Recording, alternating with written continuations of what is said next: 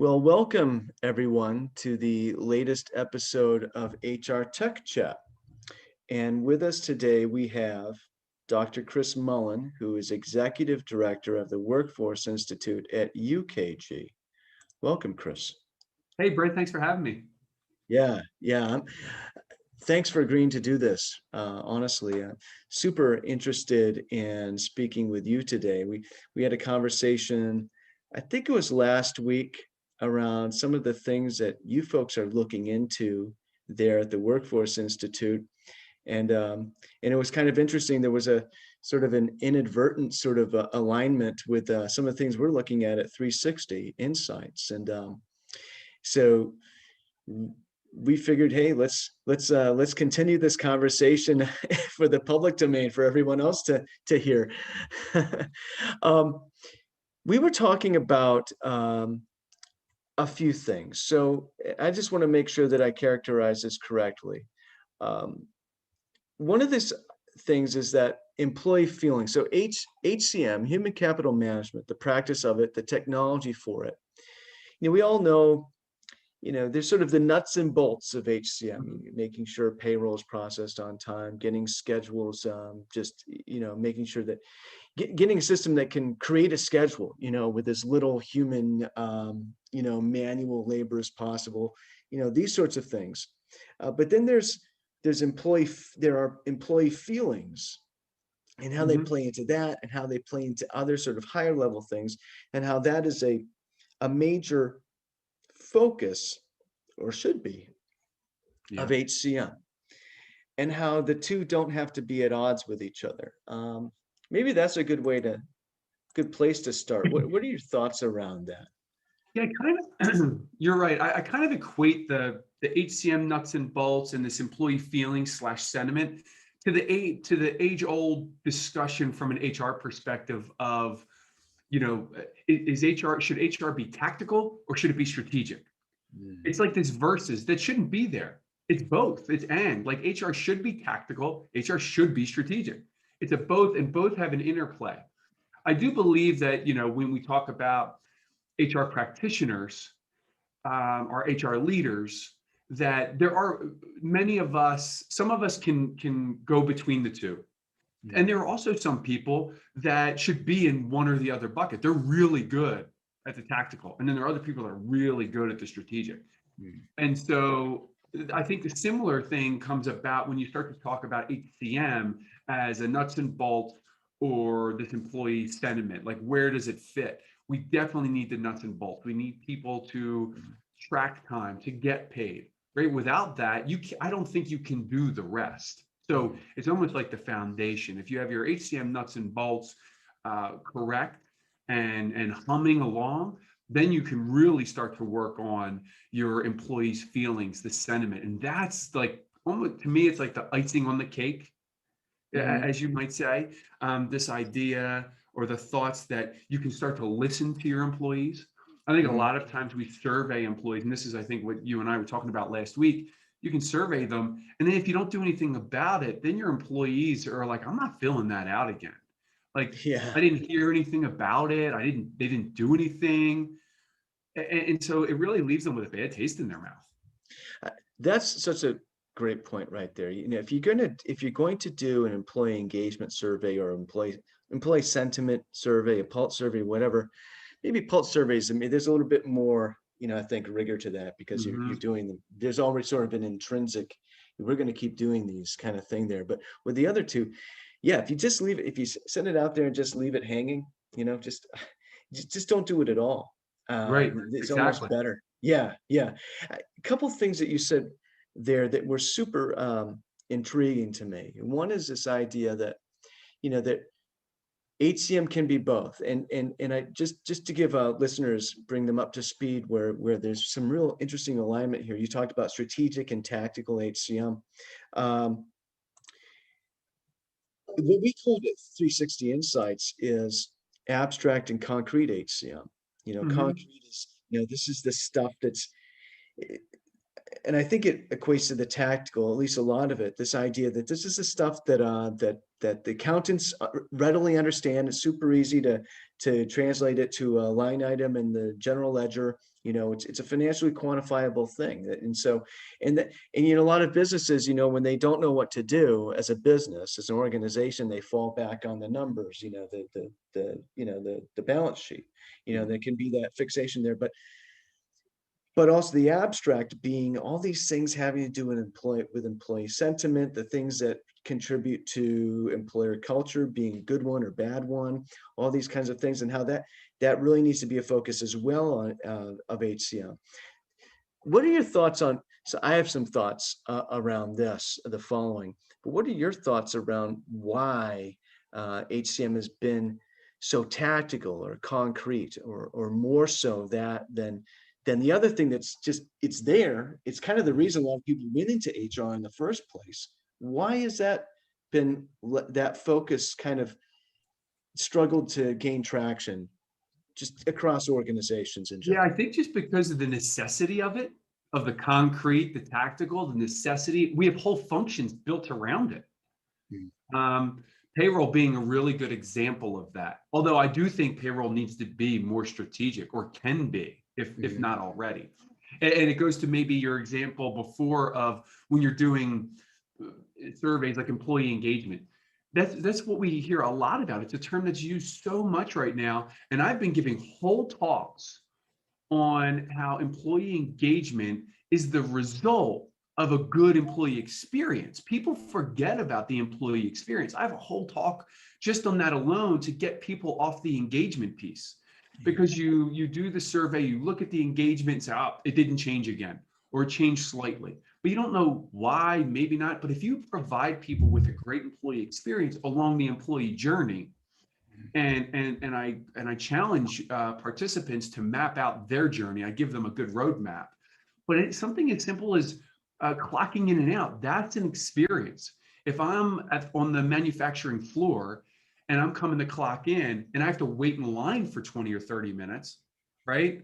Probably not that long, I'm exaggerating, but you get my drift. Even 5 minutes, Yeah. that's time I'm not getting paid for. And now with the pandemic, that's time that I'm interacting with people. And so safety could be an issue. But Yeah. that's an experience we need to increase and make it more positive, because there's always an experience. The question is it positive or negative to the employee? And the more positive ones we have, the better. Mhm. I think that's super interesting what you said around employee experience. There's always an employee experience, and that to me, within sort of the lexicon that we're kind of developing in real time right now in this conversation. It's almost as if employee experience is a real sort of connective tissue between the abstract and the concrete, or the Mhm. tactical and strategic in HCM.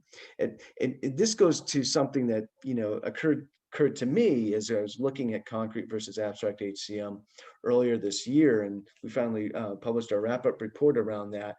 And that it shouldn't be concrete versus abstract HCM. It's both, right? And and furthermore, they're happening at the same time, all the time, within the same thing. So even the act of being paid on time, right? If you're paid on time correctly, then that's it's this is an interesting one, because you just expect that as default, Yes. right? You don't send an email to your manager or the payroll department and say, hey, thanks for paying me on time and correctly, right? It's just like the power company. You say, hey, the electricity was on all day. That's great. But when it Right. goes out, right? When the electricity goes out, or if you're paid, incorrectly, or not paid on time, God forbid, which happens sometimes, especially at small companies, right? That is immediately an acute, an acute and intense bad employee experience, right? And that can have a very deleterious effect on your employer culture and your engagement. So even and payroll if you think about it just at first blush, or just sort of superficially, or maybe just in passing, if you think about payroll just in passing, oh, that's a very tactical, that's Yeah. a concrete thing, but it's so much more. Yeah. You know, because do your employees understand their pay, their pay stubs? Do they look at their accruals? So they know that they have enough vacation, or do they have to come to you? I mean, I was in a position where I was director of HR at one point, coming on to this new job, this job, and every employee came up to the payroll office to find out their accruals. Yeah. There wasn't a mobile functionality, right? That we couldn't provide that self-service at the time, and that's something that we ended up changing because it was that important to employees. And when you have 2,500 employees that you're supporting, you can't have everyone showing up just asking what their accruals are. Yeah. That takes a lot of time and energy. But both sides, the employee and the payroll team, love the interaction with one another. Right? They got to see each other and get to know one another. That's what we want. But if we can get rid of that transactional and let the employee do it, we can spend more time with them doing something else, doing more strategy, right? More of the abstract and working on that with them. And I think you're right in the sense that the employee experience is what ties a lot of it together. And so for those who are listening or watching, I would challenge them to develop. In my talk, we have a whole, like I said, we have a whole roadmap that starts with recruitment, the hire, right? And it goes all the way to retire and all the different things in between. And on every point on the road of the employee journey, we map out, is it a daily interaction? Is it a weekly? Is it a yearly? Is it a one-time? We map it out that far. And then I can even drill down and pick that point on the journey.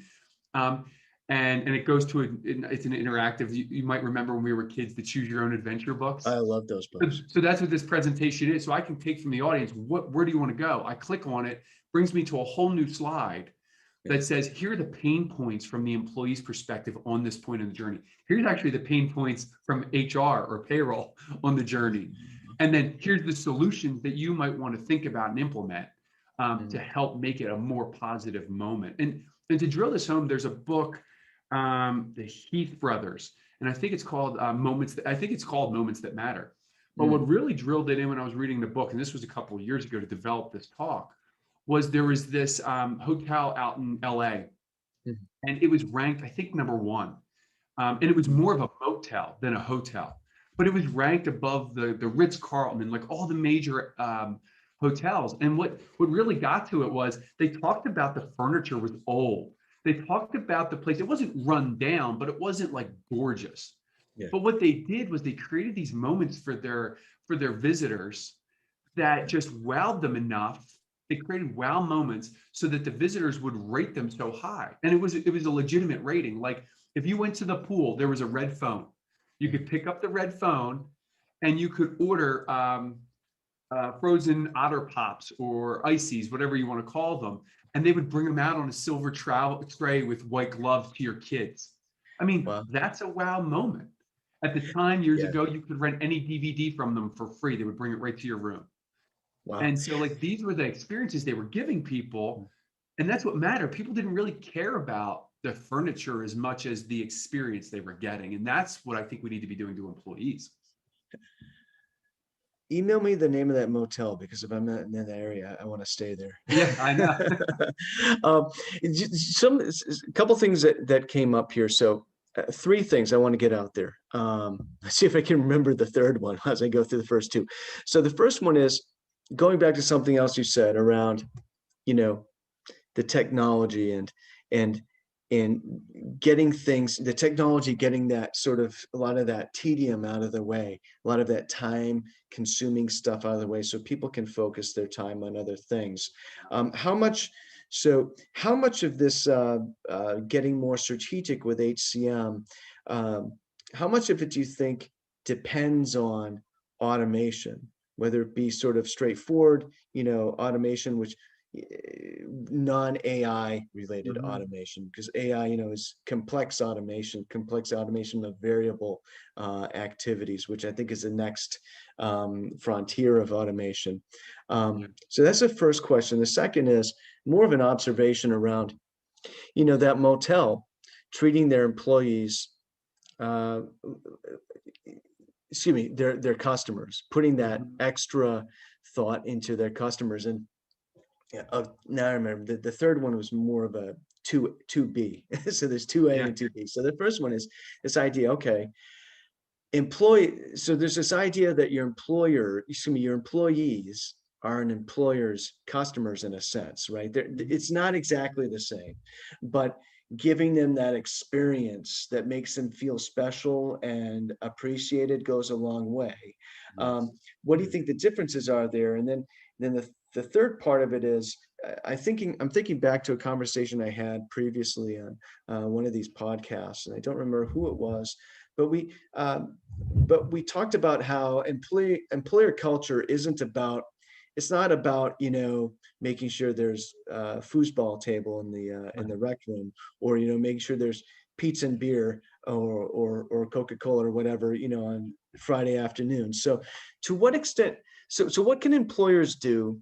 Let's do Mhm. this one first. What can employers do to treat their employees more like customers, Yeah. to give them that memorable, positive experience that's going to be sticky and but that's not, that is more meaningful, that isn't just sort of sort of window dressing. Yeah. Yeah, I agree that employees really need customer-centric technology. They're Mm. looking for the same type of technological experience that you and I have when we're customers. Like, think of your smartphone and how quickly it is to order when you shop off your phone. Like, that easy. That's what they want from their work technology. Anything that's more arduous becomes an issue because then they can't really do their job. And so I think that's a really good place for people to start. And it kind of goes to your first point of automation. Without AI, automation is the foundation. Don't AI is higher up the ladder of things I think people should be doing. But get the automation right. So I had mentioned that I had been director of HR. I was a practitioner for 15 years That's right. prior to come working at UKG. So I understand, I've been in people's shoes who are out there in the HR space. What I ended up doing, the quick story is that payroll was tracking accruals. And I came in as the director. I said, tell me more. How are you doing this? Well, Chris, man, we've got this on technology. I go, great, show me. They pulled up an Excel spreadsheet. This is within the last, I mean, it's not that long ago. And Yeah. so I said, really? Because there was no automation. Like, technology now is automation. Yeah. It gets a little worse. I said, okay, so we're trying to track 2,500 employees. Where are they all on this Excel spreadsheet? Because, oh, no. It's one Excel spreadsheet per employee. I was like, what? So then 2,500 tabs. yeah, for no tabs. They had a full document, one per employee. And so I said, okay, we have a team of 4 to 5 payroll folks. How long is this taking you all to do? And they said 2 weeks. I go, okay, 2 weeks. And like they said, 2 weeks a month to track everybody. Wow. I was blown away. So the first thing we did with technology was, how do we automate our systems to take care of this? Now people start to worry because we were able to automate the whole thing. Well, that's 2 weeks out of 4 people. That's 2 FTEs. Are you going to Yeah. get rid of us? Yeah. No, we have other important work for you all to do where you can now interact with the employees and provide them a better experience rather than sitting in front of a computer trying to tally up accruals. And so that's the automation piece that I think people still are trying to get out of. The more and more I talk at HR conferences, I know where our technology is, like with AI, machine learning. There are a lot of companies prior to the pandemic that weren't even there. It was still paper-based. They were still trying to work on the basic automation, which is okay. And that's somewhere I think we need to be.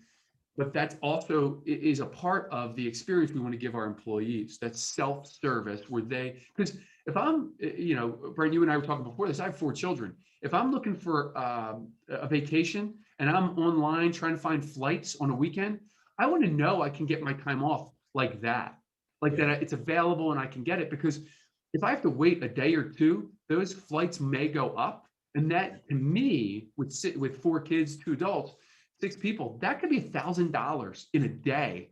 And I'm not a happy customer. But if I can get that approval like that because of automation, because of eventually AI, then I'm a happy camper because I got that approval right away and saved myself some money.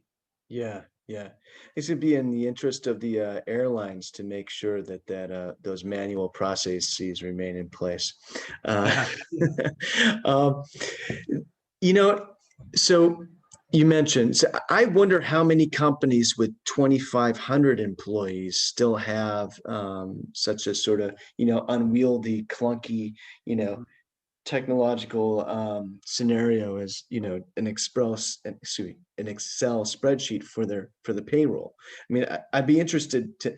I don't know if anyone can boil the ocean this way, but it'd be interesting to find out what percentage of companies that size are still doing that. I know that there are a lot of companies that any company gets to a certain point in its size, right? There's an inflection point where, we've been, I'm speaking as the archetypal sort of, small company person, well, we've been doing this by hand or manually, this, that, and the other. We're doing it with spreadsheets but hey, it's starting to take too much time. We need to find some sort of a solution. And we need to get the tactical stuff down, the concrete HCM down, automated as much as possible. They're not even thinking strategically or abstractly about HCM necessarily, or maybe they are, but it seems as something that's really far away. Yeah. Um, and in my previous life before my previous life, when I was an analyst elsewhere, we looked at the ROI of well, all sorts of areas of the enterprise, but my area was HCM. We looked at the ROI of many HCM technology deployments, and it was a recurring theme. A small company had a super bad situation where maybe they just found something off the shelf or some sort of fly by night sort of technology solution, and they were just dealing with this major manual administrative sort of Frankenstein situation, and they'd bring in one suite to handle a lot of it, or something to handle like the core anyway, right? Right. And it was a huge ROI. It's just major ROI for them. And but that it but if you think about it from an accountant standpoint, right, it ends there. Okay, productivity gains, right? But Mhm. but what did the productivity gains mean, right? And you mentioned you started to hit on it just now. We're not, we had two full-time, two FTEs doing this stuff. What are you going to get rid of us? No, we're gonna let you do all these other things, right? And so what I struggle with, just in general, and well, excuse me, let me put this differently. What I'm striving to communicate, figure out, and to present to the world here is, okay, there's that part of it, the productivity gain, and that's the end of the financially quantifiable conversation, right? Or the stuff Yeah. that, where does the upside, like the wide blue yonder, that's all of a sudden sort of opened up to you, how does that fit into the equation in terms of organizational success? And when we look at companies, and the ones that really truly succeed Mm. and prevail in the marketplace. Yeah, I think it can be easily equated to the same thing as culture. It's something that's not as quantifiable as people would like, but it has a huge impact on the bottom line, productivity. Taking care of your employees has a huge impact. Um, and I think we were getting there with I think your third question about I can't remember what it was, but I have my notes here about, I know my answer was about, it was about like, my answer would be is like the easiest way to do that is about your culture, and this not so quantifiable Yeah. is managers are the linchpin for it all, whether it's your culture, whether it's how do we go from the concrete to the abstract, because they're the communication tool, or the conduit, between leadership and employees. At the Workforce Institute, we never want to forget our frontline employees. We spend quite a bit of time thinking about how does everything impact them. Like we spend a lot of time during the pandemic thinking about, everyone else is talking about remote work. Well, a lot of frontline employees can't work from home. So what does that mean for them? How do we give them more flexibility, safety, things like that? But this idea of managers came about, typically they get their job because they were really good at making widgets or whatever their role was. as an individual contributor. And so when they become a manager, we think as an organization, the easiest thing to do is let them manage. Maybe we give them some manager training, and that'll work. It doesn't always work that way. When people go through training, and I've seen this because I used to do employee development and training as part of one of my roles, they cognitively get it when they're going through the training. They're like, oh, I get this. This manager thing, creating relationships, building trust. Yeah, I get that. I get that. But then to put it into practice is a totally different ball game. It's a totally different skill set. And we're not providing our managers with coaching or follow-up to how do you apply what you've learned. I think a lot of colleges are having this issue. Higher education is having this issue too. Is businesses are like, give me the skills I need to do the work, and universities are giving out people some of the skills, but also a lot of courses and theory, and people are struggling to apply it. And that's the same thing with managers. So as an organization, we need to be able to help our managers deploy. It's a skill set, and how do we coach them to be a manager? Trust is not something you can see, but Steve Covey talks about if you increase trust, then you decrease cost and you increase speed, right? And so it does have a factor on the organization, and managers are a key role in that. In that. Yeah, you know what you're bringing up. So one thing I want to hit on, because I'm looking at the time, and I want to make sure we touch on this before we run out of time. Is you mentioned the pandemic and its effect on just employee, I guess we call it employee experience. But going to what you said around managers and leadership in the organization, when I say we, I mean the royal we, the industry, the profession. We talk about employer culture and making sure that that focusing on these higher level things, investing in your people, and it's not just about the numbers, and that's all well and good, but the conversation can stop there sometimes. But when you really want to get into the weeds and really get into like the putting in the elbow grease or whatever, right?